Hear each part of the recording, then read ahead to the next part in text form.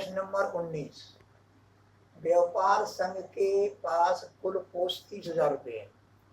इसमें से कितने कितने रुपए पहले प्रकार के बॉन्ड में कितने रुपए निवेशित करें, दूसरे प्रकार के बॉन्ड में कितना निवेशित करें, जिससे कुल लाभ उसको कितना मिले, 1,800 रुपये। और किस दर से 5% और 7%, ये ब्याज की दर है। तो हमने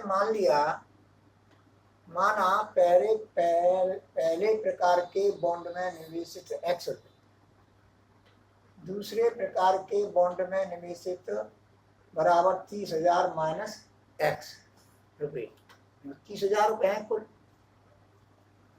अब दोनों प्रकार के बॉन्डों से बना पंक्ति आ गई, इससे दोनों से पंक्ति आगे बना लिया। ये मैंने ए माना, ए आगे मान लिया है। ये कौन से ऑर्डर का है, 1/2। अब वार्षिक ब्याज की दरों से बना स्तंभवाद 5%, 7% या 5/100 और 7/100, ये कौन से ऑर्डर का है, 2/1। ये मैंने मान लिया बी मैट्रिक्स।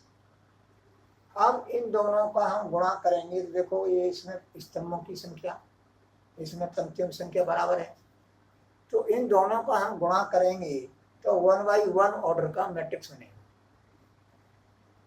कुल प्राप्त वार्षिक ब्याज एरी, ये पंक्ति आयु है और ये जो है स्तंभ आयु है, गुणा कर देंगे। जब गुणा करेंगे तो x का गुणा इसमें करेंगे, ये लिख दिया, प्लस 7/100 का इसमें करेंगे तो ये आ गया 1/100। ये कौन से ऑर्डर का बना, 1/1 ऑर्डर का। प्रश्नानुसार ये जो मैट्रिक्स है वो इस मैट्रिक्स के बराबर होगा प्रश्नानुसार। अब इसको जो हम हल करेंगे और x का मान ज्ञात करेंगे। अब हमने संगत एवं की तुलना करने पर हमको ये चीज प्राप्त होगी, ये प्राप्त होगा, समीकरण ये प्राप्त होगा। अब इसको जो हम हल करेंगे तो 5x plus 2,10,000 minus 7x equal to 1,800 गुणा 100।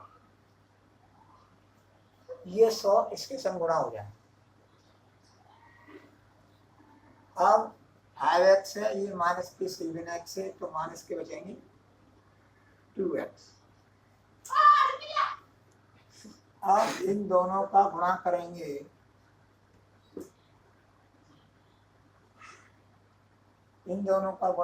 तो ये है, ये संख्या है। अब इसका हम पक्षांतर कर देंगे तो माइनस 2,10,000। अब इसको घटाएंगे तो कितना आएगा, देखो 2,10,000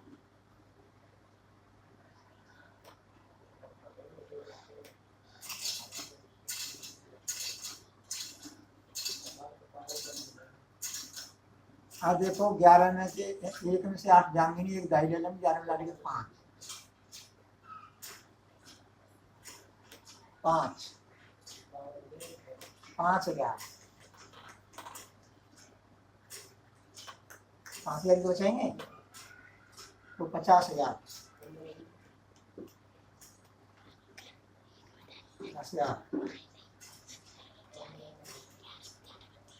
माइनस है वो सही। देखो हमने यहाँ पर 50,000 बोला, 50,000 नहीं है, ये 30,000 घट करके आएंगे, यानी 2,10,000 में से 1,80,000 घटाएंगे तो 30,000 आएंगे। ये माइनस के आएंगे, किसके आएंगे, माइनस के, तो माइनस के 30,000। अब माइनस से माइनस कैंसिल, तो x इक्वल टू 30,000 बटे 2 बराबर 15,000। 15,000 अतः पहले प्रकार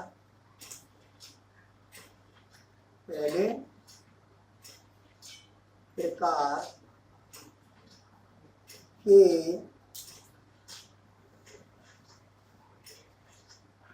बॉन्ड में निवेशित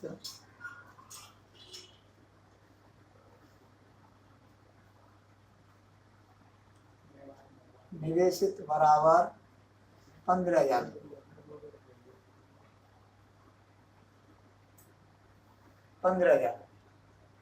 अब दूसरे प्रकार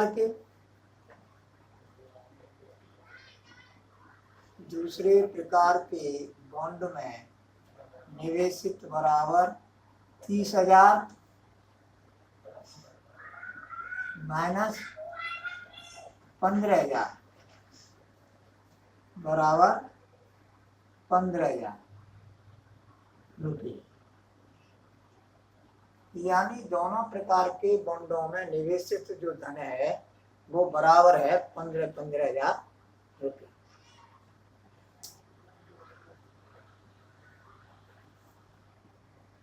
अब ये सेकंड खंड है, उसमें 1,800 थे, यहाँ पर क्या है 2,000। तुलना करने पर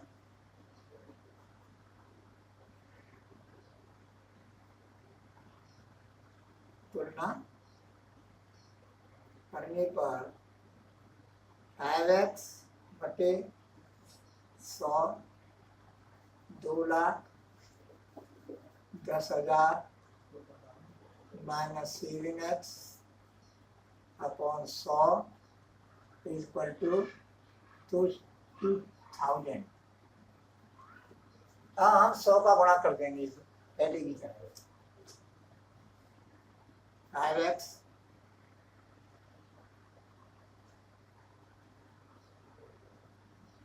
माइनस 7x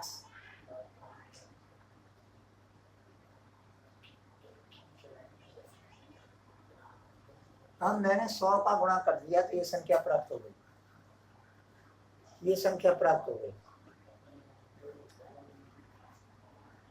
अब ये धन के 5x हैं, ये ऋण के 7x हैं, तो ऋण के हुए 2x।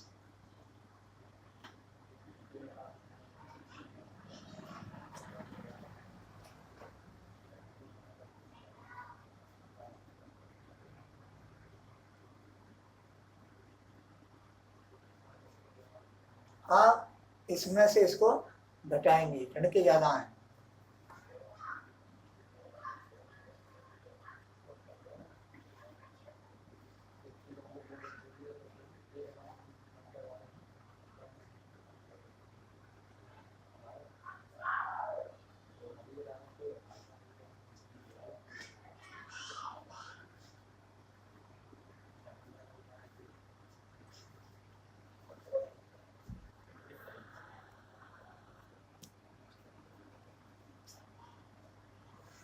अब ये देखो घटा,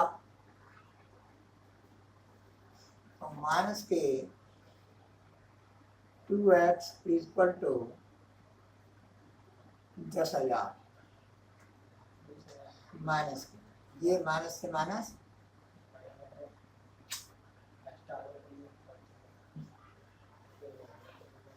बटे 2 बराबर 5,000। पहले प्रकार के बॉन्ड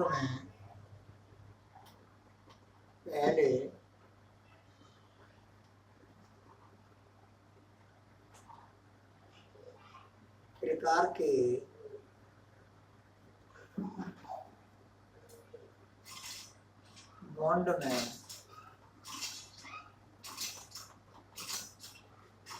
निवेशित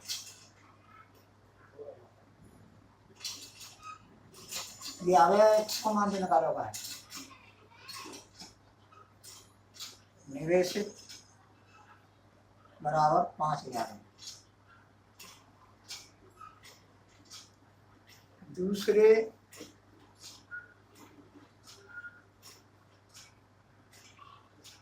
प्रकार के बॉन्ड में निवेश 30,000 माइनस 5,000 बराबर 25,000।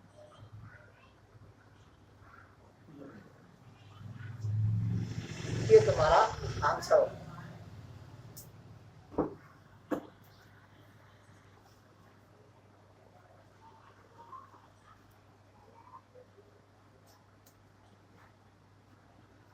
प्रश्न नंबर 20।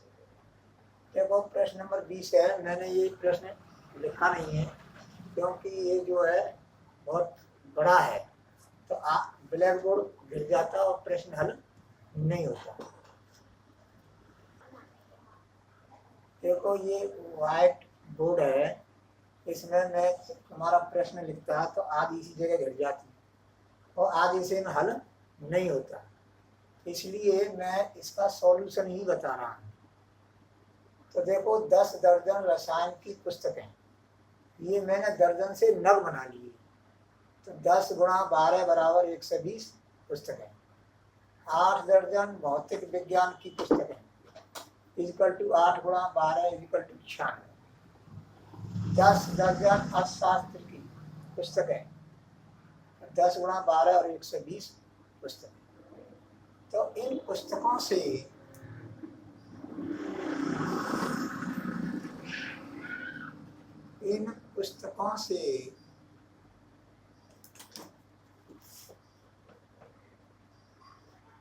बना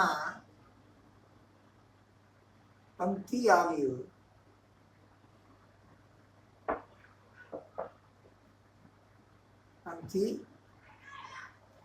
आयु 120, 96, 120। इन पुस्तकों से बना पंक्ति आयु, इसको मैंने मान लिया ए। ये कौन से ऑर्डर का है? 1/1, 2, 3। ठीक है। अब है विक्रय मूल्य।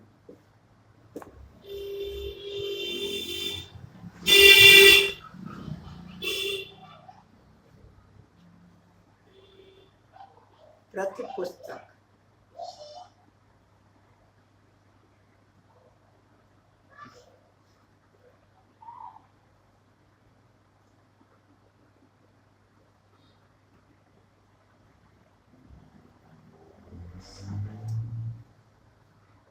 स्तंभ आदि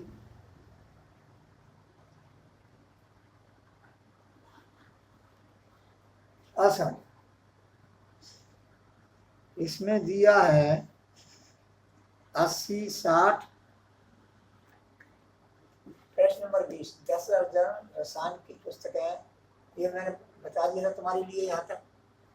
अब विक्रय मूल्य प्रति पुस्तक से बना स्तंभ आयु, ये बनेगा तुम्हारे गणित में दिया हुआ है, बराबर बी। ये बी मान लिया।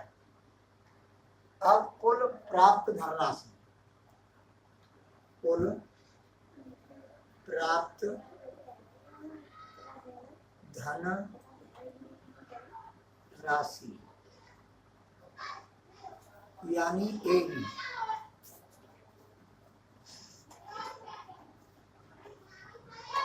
एक 120, 96, 120, 80, 60, 40। अब इनका गुणा करेंगे, इक्वल टू 120 गुणा 80 करेंगे तो क्या आएगा? 0, 0, 8 दूनी 16, 120 गुणा 80। 2 जीरो आ गए, 1 2 8 गुण 16, 16 की 6 8 का 9 प्लस 96 गुणा 60, 96 गुणा 60 करेंगे तो 0 छः 36, 6 नाम 54 और 3 57, ये आएगा गुणा प्लस 1 से 20 गुणा 40, 4800,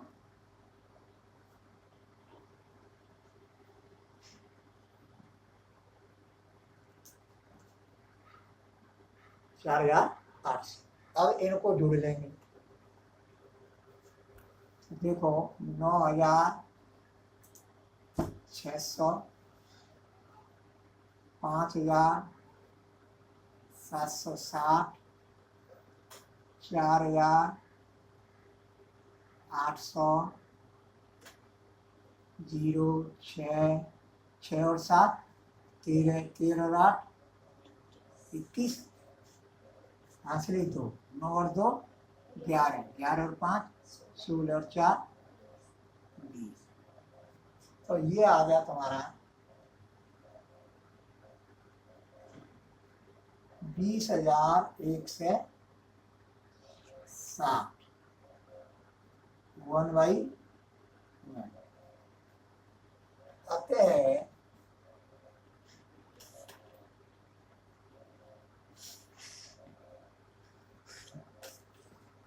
प्राप्त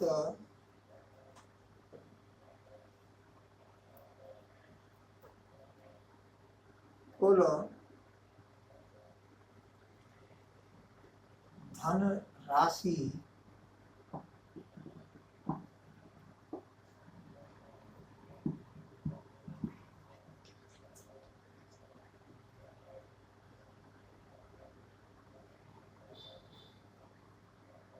या तुलना करने में,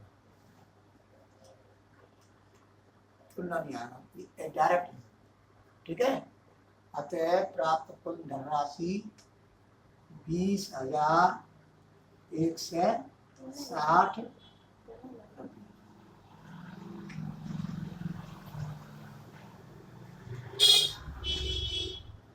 अब देखो प्रश्न नंबर 21 है, ये मैट्रिक्स दिए हुए हैं, ये ऑर्डर दिए हुए हैं इनके। एक्स मैट्रिक्स है 2/n, वाई का मैट्रिक्स वाई मैट्रिक्स है, उसका ऑर्डर ये है, जेड मैट्रिक्स का ऑर्डर ये है, डब्ल्यू का ऑर्डर ये है, और पी मैट्रिक्स का ऑर्डर ये है। अब ये दिया हुआ है तुम्हारा P Y plus W Y, P Y plus W Y के परिभाषित होने के लिए एन के तथा पी पर क्या प्रतिबंध होगा। अब पी वाई के लिए, अब गुणा के लिए क्या परिभाषित होना चाहिए, तो देखो पी वाई के है, ये है 3/k, तो ये दोनों एलिमेंट कैसे होने चाहिए, बराबर होने के लिए, तो k बराबर 3, k बराबर 3। अब इसमें आ जाओ, इसमें तो है ही, इसमें 3 और ये दोनों इक्वल हैं।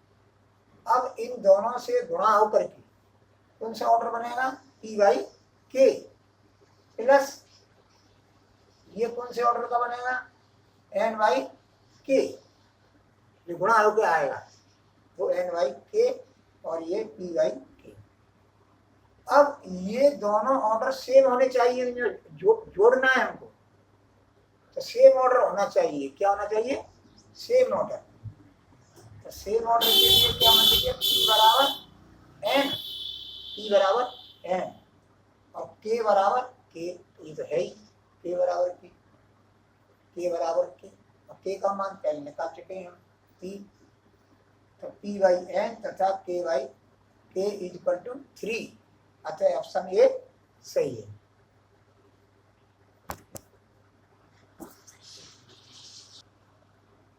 अब देखो यदि n बराबर p तो आयु 7x - 5z की कोट है, ये ऑप्शन का सवाल है। अब इसका जो ऑर्डर है वो कितना है इसमें दिया है 2/n 2/n ये तुम्हारे गणित में दिया हुआ है 2/n और तुम्हारा z जो है 2/p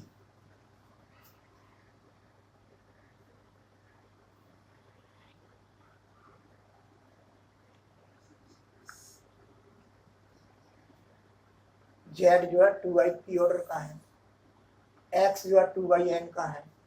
किसी भी आव्यूह में एक अदिश राशि का हम प्रत्येक एलिमेंट में गुणा करते हैं तो ऑर्डर वही रहेगा, ऑर्डर बदलेगा नहीं। किसी अदिश राशि का हम गुणा करते हैं तो ऑर्डर यथावत रहेगा। तो इसका ऑर्डर क्या रहेगा पूरे का 2/n, इस पूरे का क्या रहेगा 2/p रहेगा। ये माइनस है तुम्हारे।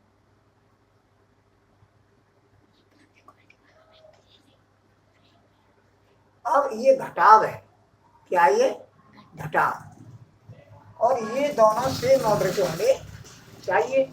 और सेम ऑर्डर के लिए हम क्या करेंगे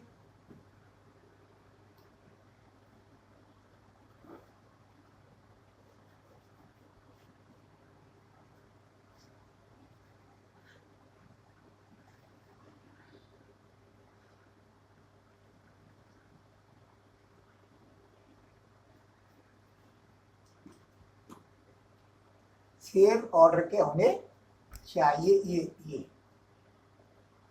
सेम ऑर्डर के होने चाहिए। अब दो यहाँ है दो यहाँ है तो n बराबर p, यानी n बराबर p होना चाहिए, n बराबर p।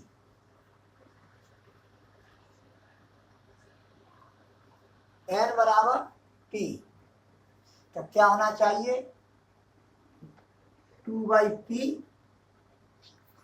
या 2/, क्या हो जाएगा n। देखो n की जगह मैंने p रख दिया, n की जगह हम p रख सकते हैं और p की जगह पे n रख सकते हैं। तो देखो 2/p और ये भी 2/p। अब 2/p इसमें कोई ऑप्शन है नहीं, तो ऑप्शन नहीं है तो यहाँ n लिख लेंगे n, और यहाँ क्या लिख देंगे यहाँ n, यानी 2/n। यानी कहने का मतलब ये हो गया कि कहता हूँ 2/p का होगा 2/p इसकी कोट, ये पूरे की coat 7x minus 5/p coat 2/p अथवा 2/n। क्यों कि n बराबर p है, ये तुम्हारा दिया हुआ है,